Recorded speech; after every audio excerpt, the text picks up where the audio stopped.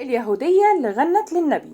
حكاية غريبة للفنانة ليلى مراد مع الإسلام وسر كراهيتها لأذان الفجر. أغرب عرض تلقته ليلى مراد من شمعون بريز. قصة الأغنية اللي مخدتش عليها جنيه وغنتها بدموعها. أنور وجدي ضربها واتهمها بالتجسس. أشهر مطربة يهودية حجت بيت الله وغنت للنبي صلى الله عليه وسلم.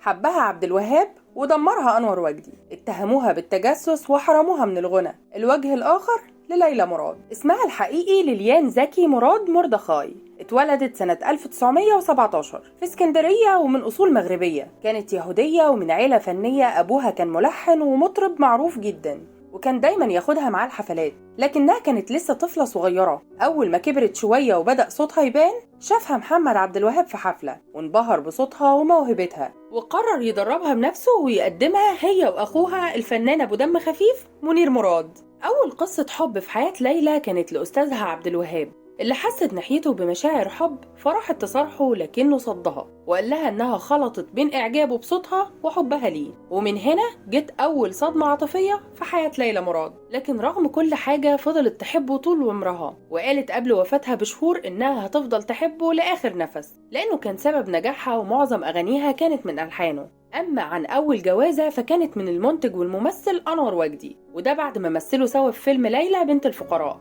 وهو اللي طلب منها الجواز فجأة وهو بيصور معاها. وفعلا اتجوزوا سنة 1945 وكان أول زوج في حياتها. ورغم إنه كان مسلم وهي يهودية، وفي نفس التوقيت ليلى مراد كانت في قمة شهرتها كمطربة وممثلة، واعتبروا الناس وقتها زواج الأحلام في الوسط الفني. أنور وجدي أسس شركة إنتاج وخلاها البطلة الوحيدة لأفلامه، وكان بيرفض تشارك في أي شركة تانية، بل وكان أحيانا ما بيدهاش أجر خالص، ولما اعترضت ضربها لحد ما حصل الطلاق النهائي بعد ما طلقها 3 مرات، وكل ده في خلال 7 سنين بس. سنة 1952 وبعد ما زادت المشاكل بينهم سواء على المستوى الشخصي أو الفني، وخصوصا بسبب غيرة أنور وجدي من نجاحها وسيطرته الزايدة عليها، ورغم عصبيته الشديدة كانت بتقول إنه طيب وبيحبها جدا وكان بينسى زعله بسرعة، وده اللي خلاها تتحمل العيشة معاه. أما بعد الطلاق فحصلت أزمة الشائعة الشهيرة عن زيارتها لإسرائيل، واللي فيه مصادر كتير بتقول إن أنور وجدي كان وراها. شوف يا سيدي،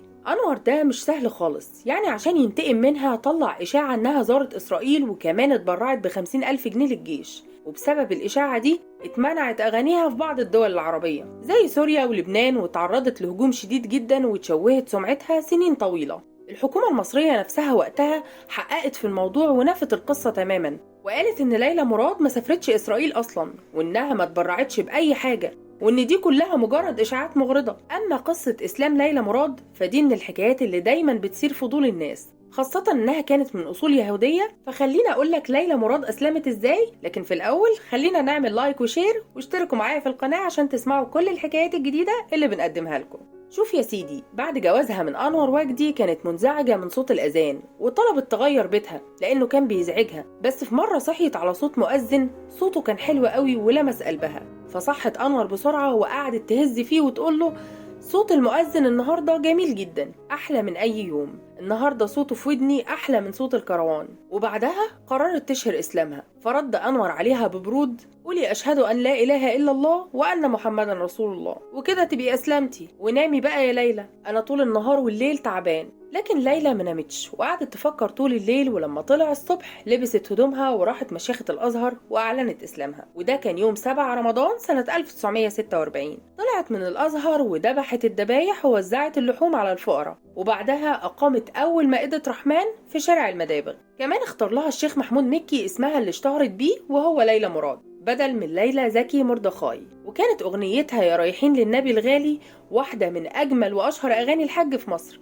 أما ابنها زكي فبيقول إن والدته كانت بتعشق الأذان وكانت بتحفظهم القرآن، وبتحرص دايما إنها تجيب شيخ كل جمعة يتلو القرآن في البيت، وكانت من محبي الشيخ الشعراوي، وكان نفسها تعمل فيلم اسمه ليلى المسلمة. الغريب بقى ان قبل اسلامها شمعون بريز اللي كان وقتها شاب سياسي صاعد وبيشتغل في السلك الدبلوماسي والدعائي الاسرائيلي عرض عليها تكون سفيرة لاسرائيل. مش بس كده، تاخد مرتب خيالي وفيلا ضخمة في تل ابيب وحماية كاملة ليها ولأسرتها، وكل ده مقابل انها تسافر اسرائيل وتستخدم شهرتها للدعاية للدولة الجديدة. وقتها كانت واحدة من اشهر الفنانات في العالم العربي، ونجمة من أصل يهودي، وده خلى بعض الدوائر الصهيونية تعتبرها كنز دعائي، لكنها رفضت رفض قاطع وقالت فيما نقل عنها: أنا مصرية وعمري ما هبيع بلدي ولا هقبل أكون دعاية لدولة بتحتل أرض ناس تانية. تعالوا بينا نكمل بقى الجواز التاني والتالت. جوازها التاني كان من الطيار وجيه أباظة وأنجبت منه ابنها الشرف، وجوازها التالت كان من المخرج فطين عبد الوهاب، وده اللي أنجبت منه زكي فطين عبد الوهاب، واللي دخل عالم الفن رغم عنها لأنها كانت رافضة تماما إن أولادها يمثلوا، لكنه درس في معهد السينما من وراها ودخل الفن واتجوز سعاد حسني، لكن جوازته منها ما كملتش 4 شهور، وبيقال إن أمه كان ليها يد في الطلاق. بعد ثورة 1952 غنت للرئيس محمد نجيب في التحرير، وبعدها اعتزلت الفن كله سنة 55، ومحدش عارف الحقيقة هل اعتزلت باختيارها ولا بسبب التقدم في السن ولا كان في ضغط من السلطات بعد ولائها لنجيب، الله أعلم. في آخر أيامها باعت بيتها في جاردن سيتي وعاشت في شقتها بالزمالك، ورفضت كل العروض اللي جت لها سواء من حفلات أو مقابلات تلفزيونية أو حتى تكريمات. ليلى ما بتسعاش لأي دخل إضافي وكانت عايشة على تحويشة العمر، ورفضت تبيع سيرتها أو تكتب مذكراتها مقابل فلوس. في مرة من المرات اتعرض عليها تعمل إعلان تلفزيوني في الثمانينات، والإعلان ده كان بعشرات الآلاف، وقالوا لها مجرد صوتك، لكنها ردت: أنا خلاص قفلت الصفحة دي ومش عايزة أبيع صوتي. اتوفت ليلى مراد سنة 1995، وده كان عن عمر يناهز 77 سنة. ليلى عاشت وماتت وهي شايفة ان الكنز الحقيقي هو الرضا، مش بس حسابات البنوك. وبكده انا وصلت لنهاية حكاية النهاردة من حكايات المشاهير.